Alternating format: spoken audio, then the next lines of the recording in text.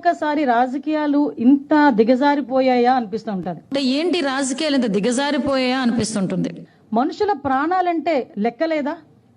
ఇంత ఉన్మాద పరిస్థితుల్లో కూడా రాజకీయ నాయకులు ఉంటారా? నిజంగా నాకైతే చాలా ఆశ్చర్యం అనిపిస్తుందండి. ఇలాంటి సిచ్యువేషన్ నుంచి తన నిర్లక్ష్యంగా ఇద్దరు చనిపోయారు. అతని నిర్లక్ష్య కారణంగా. ఇది ప్రభుత్వ వైఫల్యం కాదా?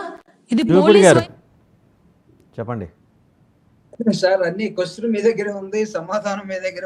నేను మాట్లాడలేదండి, ఆవిడ మాట్లాడింది చూపించాను, మీరు ఇప్పుడు మాట్లాడండి అంటున్నాను.